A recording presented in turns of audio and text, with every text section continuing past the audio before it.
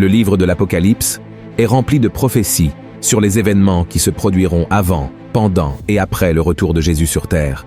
Mais il en existe une en particulier qui est différente de tout ce que le monde a déjà vu. Et même les scénaristes les plus créatifs et les auteurs de science-fiction ne seraient pas capables de créer quelque chose d'aussi extraordinaire et en même temps aussi effrayant. La Bible dit que lorsque cette prophétie se réalisera à la fin des temps, de nombreuses personnes se repentiront d'avoir rejeté Dieu et son amour. Elles crieront à la miséricorde et au pardon, mais cela ne sera plus disponible. Avant de révéler cet événement futur qui laissera le monde stupéfait, vous devez connaître 5 autres événements intéressants de la Bible qui ont déjà eu lieu ou sont sur le point de se produire dans un avenir très proche. Ensuite, nous verrons ce qui sera l'événement prophétique le plus terrifiant pour tous ceux qui ne sont pas avec Jésus. Avant de commencer, je voudrais vous demander de vous abonner à ma chaîne. Il vous suffit de cliquer sur le bouton « S'abonner » qui se trouve ici sous la vidéo et d'activer la cloche de notification pour recevoir directement sur votre téléphone les prochaines vidéos que je publierai. D'accord? Alors, commençons. Le premier événement est la visite de l'ange de la mort. Également connu sous le nom d'ange destructeur, cet être céleste est venu sur terre vers l'an 1300, après que le pharaon a refusé d'accéder à la demande de Moïse de libérer le peuple d'Israël de l'esclavage en Égypte. En raison de cet acte de désobéissance, Dieu a envoyé 10 plaies à cette nation, humiliant son peuple et chacun de ses dieux païens. Ces 10 plaies comprenaient le Nil se transformant en sang, des grenouilles couvrant la terre, des infestations d'insectes, la mort des animaux, des Égyptiens contractant des maladies cutanées, une obscurité totale pendant 3 jours, et enfin, la visite de l'ange de la mort. Après 9 refus du pharaon de libérer les Hébreux de l'esclavage, Dieu dit à Moïse d'ordonner au peuple de mettre le sang d'un agneau sur le linteau des portes, car ainsi l'ange de la mort n'entrerait pas dans ces maisons et il saurait exactement où il devrait entrer pour punir les Égyptiens. Ainsi, le peuple d'Israël fit exactement comme Dieu l'avait instruit, et à minuit, l'ange de la mort tua tous les premiers-nés dans la terre d'Égypte, le fils du pharaon et même les premiers-nés des troupeaux furent tués. Quand le peuple d'Égypte se réveilla pendant la nuit et vit ses fils morts, ils se lamentèrent profondément. Le deuxième événement, la vision des profondeurs de la terre. Ce phénomène créé par Dieu s'est également produit dans l'Ancien Testament et a également eu Moïse comme protagoniste. Après que le peuple d'Israël eut été libéré de l'esclavage et marchait dans le désert, un homme nommé Coré mena une rébellion contre Moïse et son frère Aaron alors qu'ils conduisèrent le peuple vers la terre promise.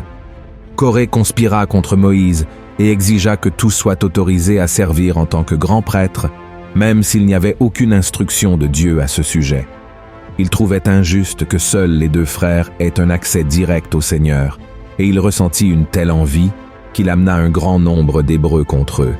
Dieu fut tellement irrité par cette attitude égoïste qu'il dit à Moïse qu'il déverserait son jugement sur Coré.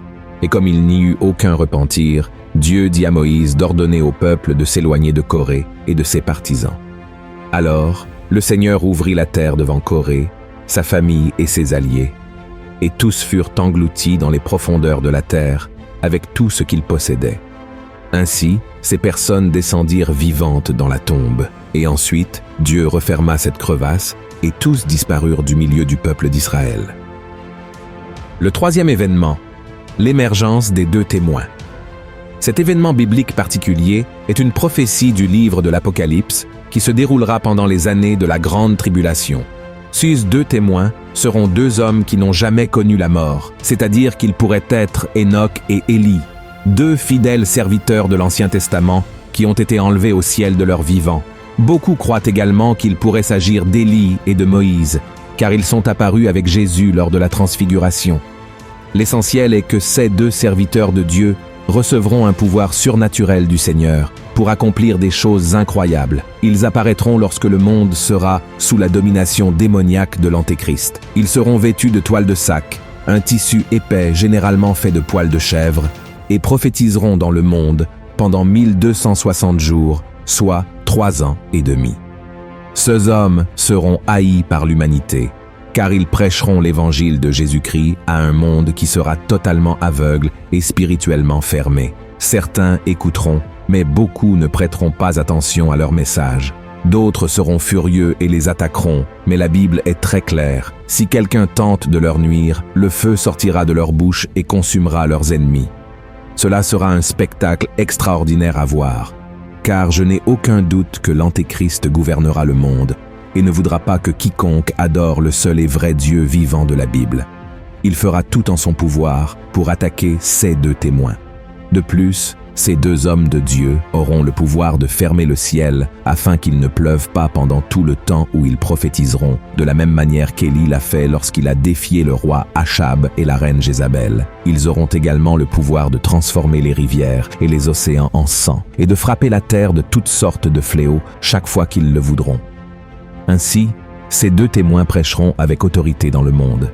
La puissance de Dieu sera si forte sur eux qu'ils seront littéralement intouchables, et cela se poursuivra jusqu'à Apocalypse chapitre 11, où la Bible dit qu'après 3 ans et demi, la bête qui monte de l'abîme combattra avec eux, les vaincra et les tuera. Leurs corps resteront étendus dans la rue principale de la grande ville, qui sera appelée Sodome et Égypte, au même endroit où Jésus a été crucifié, et pendant 3 jours et demi, tous les peuples, tribus, langues et nations les regarderont, mais personne ne sera autorisé à les enterrer. Les habitants de la terre célébreront la mort des 2 prophètes qui les ont tant tourmentés et échangeront des cadeaux en signe de célébration. Cependant, 3 jours et demi plus tard, le Seigneur insufflera l'esprit de vie dans les 2 témoins morts et ils se lèveront, causant la terreur à tous ceux qui ont célébré leur mort. Alors une voix forte viendra du ciel et leur dira « Montez ici » et un nuage les emportera. À ce moment-là, il y aura un grand tremblement de terre qui détruira 1/10 des habitants de cette ville. 7000 personnes mourront, et celles qui resteront seront terrifiées et donneront gloire au Dieu vivant. Le 4e événement, l'Armagédon.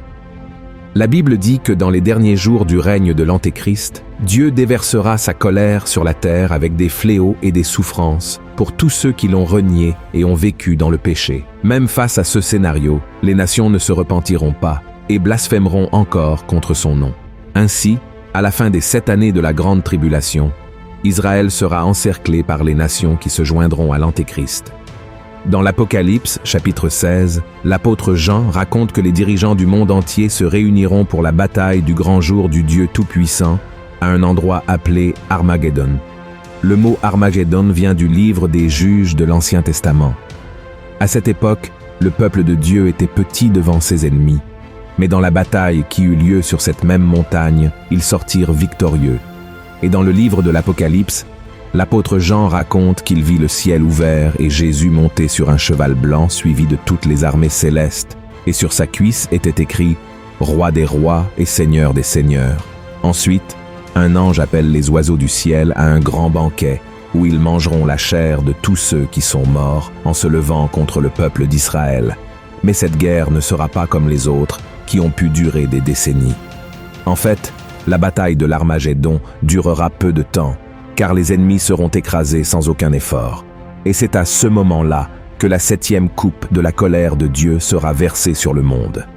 Après cet événement, Jésus jettera l'Antéchrist et les faux prophètes dans le lac de feu de l'enfer, et tous les hommes qui les ont servis seront tués et mangés par les oiseaux.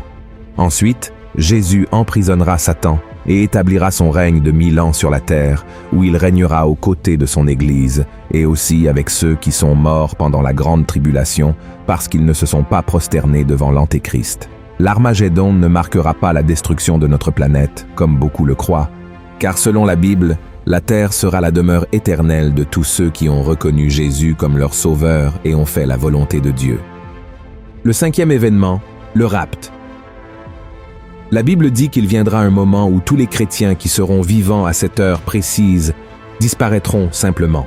Ils seront occupés par leurs activités quotidiennes, travaillant, étudiant ou s'occupant de la maison, quand soudainement ils seront emmenés au ciel. Oui, il y a beaucoup d'incertitudes concernant le rapt.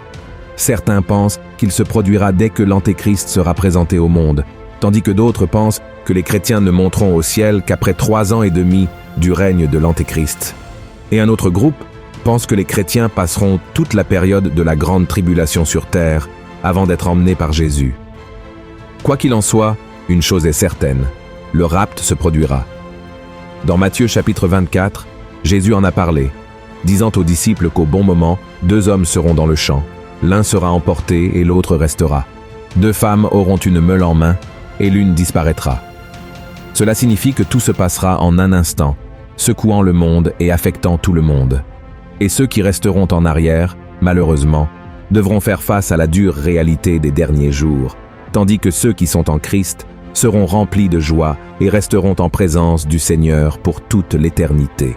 Et ainsi, nous arrivons à la fin des 5 événements extraordinaires qui se sont produits dans la Bible ou qui doivent encore se produire. Et cela nous conduit à la prophétie la plus redoutable de toutes, l'arrivée des 4 anges démoniaques du fleuve de l'Euphrate. Et tout cela se produira lorsque les anges du Seigneur commenceront à sonner les 7 trompettes de l'Apocalypse. Quand la première trompette sonnera, une pluie de feu mêlée de sang sera jetée sur la terre, brûlant un tiers des arbres et toute l'herbe verte. La deuxième trompette apportera la chute de quelque chose qui ressemblera à une grande montagne ardente dans la mer, entraînant la mort d'un tiers de la vie marine et la destruction d'un tiers des navires et des embarcations. Avec la troisième trompette, une grande étoile appelée Abîme tombera du ciel, empoisonnant un tiers des eaux et causant de nombreuses morts en raison de l'eau empoisonnée. La quatrième trompette diminuera la lumière du soleil, de la lune et des étoiles d'un tiers, symbolisant une période d'obscurité. Le son de la 5e trompette ouvrira un abîme d'où sortiront des sauterelles qui tourmenteront ceux qui n'ont pas le sceau de Dieu sur leur front. Cet événement est également connu sous le nom de premier malheur, et c'est à la 6e trompette que la prophétie la plus terrifiante de tous les temps commencera à se réaliser. Lorsqu'elle sonnera, 4 anges démoniaques qui ont été chassés du ciel avec Satan et qui sont retenus près du grand fleuve de l'Euphrate seront libérés pour tuer un tiers de l'humanité. Ils dirigeront une armée de millions de cavaliers, provoquant destruction et mort. Et l'apôtre Jean dit qu'il y aura 200 millions de soldats dans cette armée, tous avec des cuirasses rouges, bleu foncé et jaunes. Et leurs chevaux auront des têtes comme celles de lions, et de leurs bouches sortiront du feu, de la fumée et du soufre. Leurs queues seront comme des serpents qui blesseront mortellement les gens. En tout, un tiers des habitants de la terre qui resteront en vie mourront.